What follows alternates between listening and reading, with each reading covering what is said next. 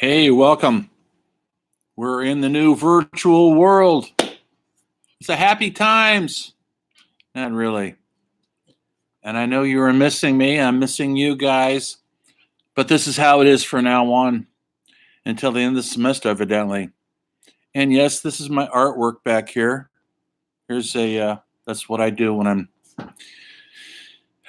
not fantasizing about making another movie. Anyway, welcome back to the class. And we're going to be meeting here often for these short lectures. I won't bore you too badly, hopefully. And today, after our 2 weeks off and this wonderful we're all suffering through, we're going to look at movies that changed the world, just like the world is changing right now. And before our very eyes and ears and everywhere else, all of our senses are working overtime. Hope you wash your hands thoroughly. But we're going to talk about, we had just gotten the last time we met, you probably don't remember, we're just getting into the 1960s. Well, we're going to go into the 1960s pretty big this week. And I'll be assigning a paper on Wednesday. I got to find a film that you call stream. I haven't done that yet, but I will.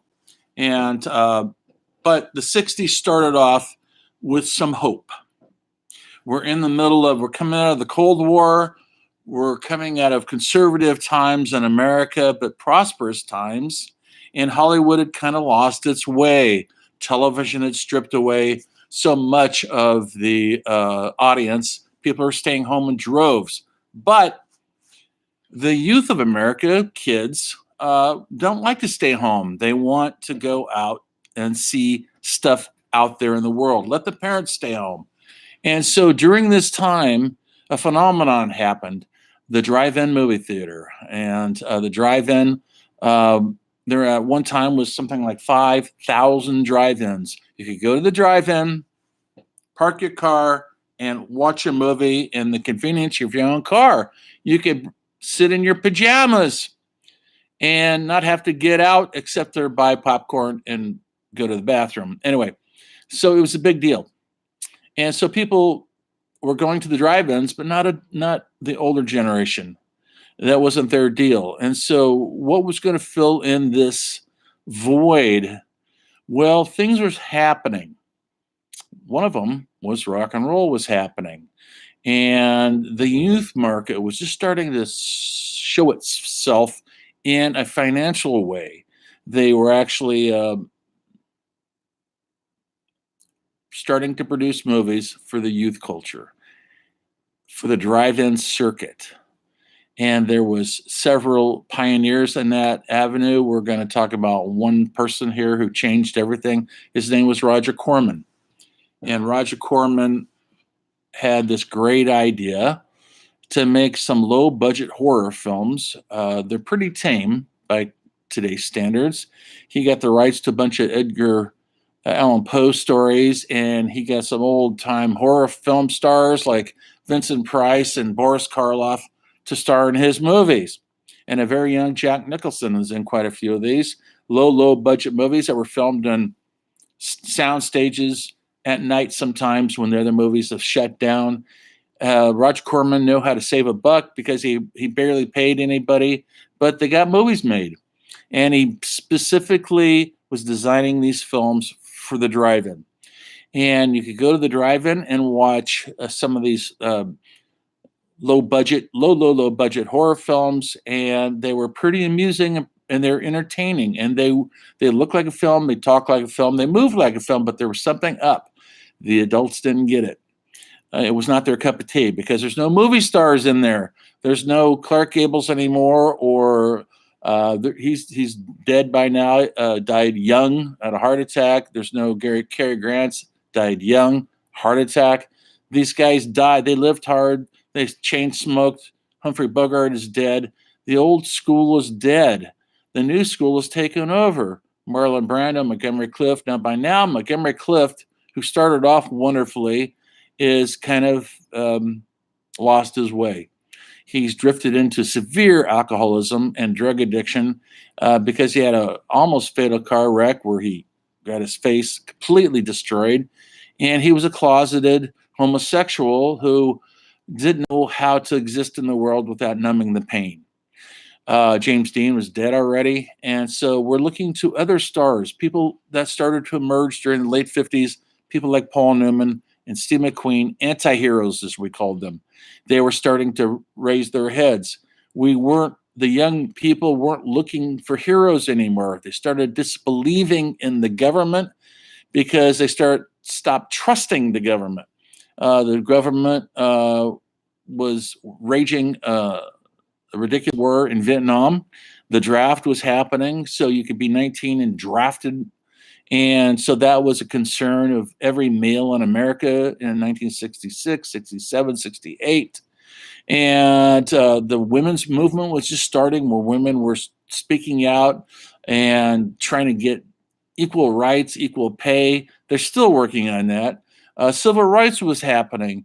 African Americans in this country were just starting to demand their equal rights. And they had leaders, people like Malcolm X and people like Martin Luther King. They were leading the way. One was different than the other. Martin Luther King was very much a Christian. He was a minister, and he was following Mahatma Gandhi's pacifist. And then people like Martin Luther King were saying, no, we're going to fight. And if it takes literally fighting the man, we're going to do that. And so things like the Black Panther Party started, and there was two divisions in the nation when it came to African American leadership. Martin Luther King was preaching, let's work with the system, let's do it through peace and passive protest. And people were coming up like Malcolm X and saying, no, we're tired of getting beat down. We're tired of getting beat by white cops and attacked by German Shepherd dogs, and we're going to fight back. And so there was two trains of thought. This is all going on in the country. People still wanted to go see movies, but the movies Hollywooders were making was losing their youth market.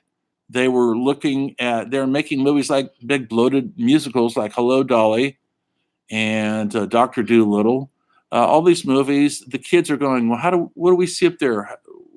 We can't relate to any of this. Where do we fit into this? This is for our parents' generation. And the parents were staying at home and watching I Love Lucy and The Honeymooners, and they had no desire to go to movie theaters anymore. And so Hollywood was losing its way.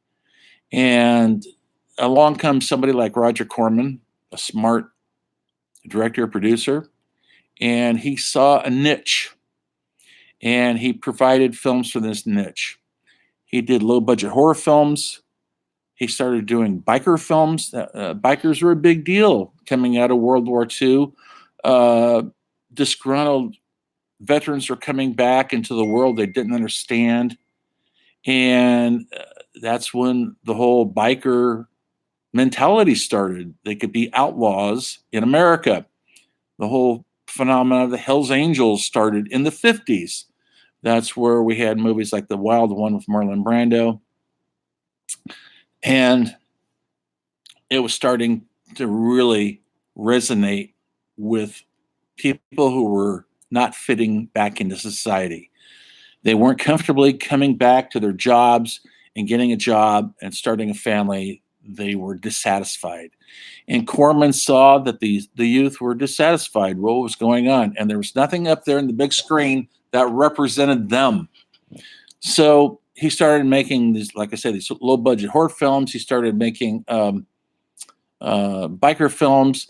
Other people, American International, were starting making youth market movies like the Beach Party movies. Kids wanted to go to the beach and surf.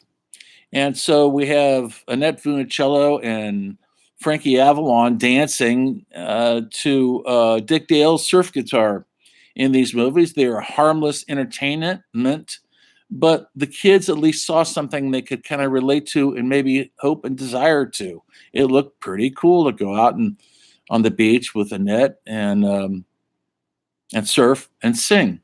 It looked pretty fun and it was pretty harmless. The sexual tension was there, but this is very clean.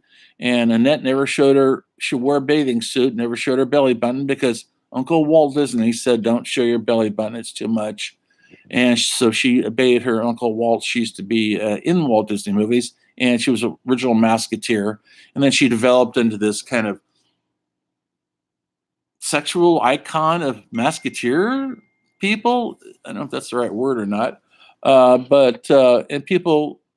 But it was clean cut and it was fun, and you could go to these movies at the drive-in and have a good time. And hopefully, one day you'll meet somebody like Annette Funicello, and you could surf. That's a pretty good life. And but the adults don't want to do that because they're already shut down. They're already kind of defeated. Anywho, so now we're into the 60s, and all of a sudden, what else happens? The Beatles. The Beatles changed everything. The Beatles and Bob Dylan.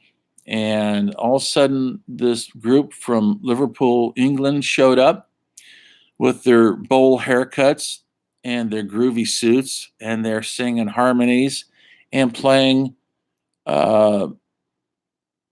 songs that were based on American pop music, like Chuck Berry and the Everly Brothers and Buddy Holly and Little Richard.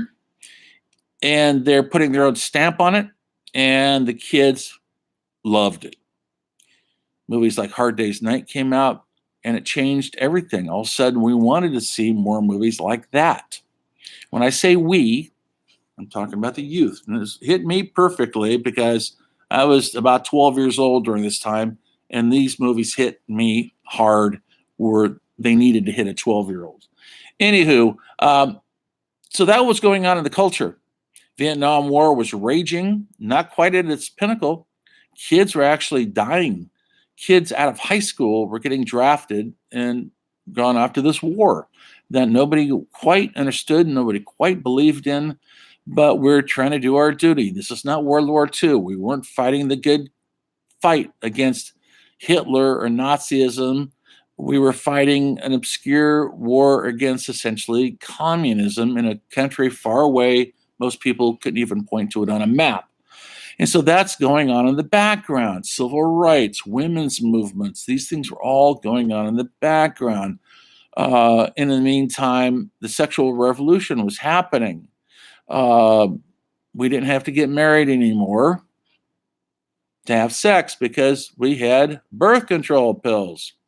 And this is before AIDS, this is before all the sexually transmitted diseases were happening. And so our parents got married essentially to have sex. They probably didn't even know each other that well. But in the meantime, there needed to be a void filled to keep people going to the movies. Because no matter what goes on in the culture, people want to go to a movie. In fact, when the culture is struggling, they want to see films like never before. Think about what we're going through right now. What are we doing? What are we all doing at home?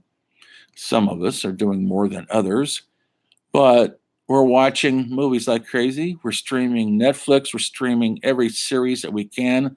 It's mass streaming of life that we don't know right now, because life right now, we're shut in. And we can experience how life was just a couple of weeks ago, how hopefully it's going to be again, through films and through streaming television and all the outlets from HBO to Amazon, Netflix. Kids needed something to do and they wanted to go to the movie. And producers like Roger Corman said, we know how to provide that. And provide it they did indeed. So there was a cultural revolution going on in a society that was kind of still bogged down in the 50s. We had a charismatic young president for the first time. And he was assassinated. And everything changed after that. Everything changed. And then we had a charismatic African American civil rights leader, Malcolm X, and he was assassinated. And then we had Martin Luther King, and he was assassinated. And later on, Robert Kennedy, and he was assassinated. It's like our culture was topsy-turvy. That's what's going on out there in the culture. How is Hollywood reflecting that? They're not doing very well. They're making bloated movies. Yes, there's some good cinema going on. We had some classic cinema in the 60s, absolutely, coming out of Hollywood. But the kids wanted something more. And so they're looking for new directors. And for the first time in the history of this country, the directors that were starting to work were coming out of film schools. We never had those before. You could actually go to a film school, USC, UCLA, Columbia, NYU, and there you could become a cinema major. And so then we had directors that are established now. They're way the establishment now. But we had these young directors coming out of these film schools like Francis Ford Coppola, who directed The Godfather, Apocalypse Now, Steve Spielberg, who you all know who that is, Martin Scorsese, hopefully you know who that is.